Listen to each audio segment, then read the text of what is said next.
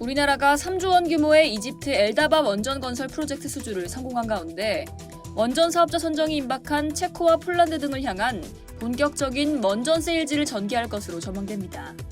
윤석열 대통령은 지난 6월 말 북대서양 조약기구 정상회의 참석을 계기로 체코, 폴란드 등의 원전 세일즈를 벌인 바 있습니다. 정부가 이처럼 자신있게 해외 원전 산업을 밀어붙이는 자신감의 근거는 뭘까요?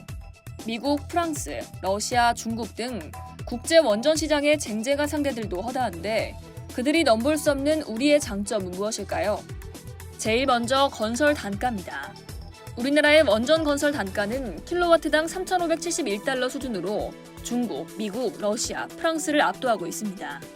덤핑 수주를 일삼는 중국에 비해서도 15% 낮은 가격입니다. 산업부는 또 100여 개 이상의 기자재 업체로 구성된 탄탄한 원전 산업 공급망과 전 세계 최저 수준의 건설 단가를 바탕으로 우리나라의 원전 기술이 전 세계 발주처로부터 높은 평가를 받고 있다고 설명했습니다. 두 번째는 최악의 환경인 사막 지역에 지어진 아랍에미리트 바라카 원전 수주를 통해 전 세계적으로 경제성과 안정성, 공기 준수 등 우수성을 입증했다는 평가입니다. 엘다바 원전도 사막에 짓는 원전인 만큼 우리나라가 UAE에서 쌓은 노하우가 강력한 경쟁력으로 작용한 셈이죠. 모래폭풍이 빈번한 사막에 원전을 지은 나라는 한국이 유일한데요. 500km 떨어진 곳에서 자갈과 모래를 가져와 콘크리트 작업을 했을 정도니 작업 현장이 얼마나 열악했을지는 미루어 짐작할 수 있습니다.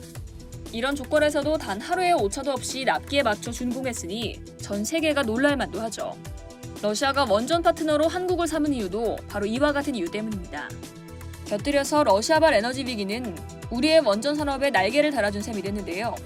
미국 민주당은 이달 초 상원을 통과한 7,400억 달러 규모의 이른바 인플레이션 감축법을 통과시켰습니다.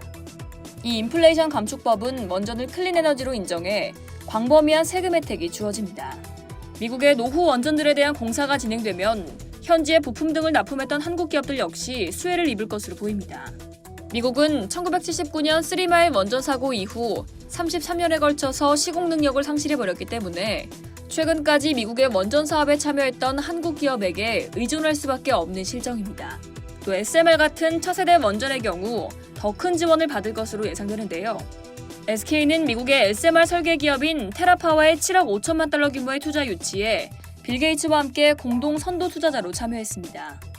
두산 에너빌리티는 미국 소형 모듈 원전 업체인 뉴스케일사와 전략적 파트너십을 기반으로 2029년 준공 예정인 미국 아이다호 UAMPS에 건설할 초도 SMR 프로젝트를 위해 내년부터 뉴스케일 파워 모듈 제작에 돌입합니다.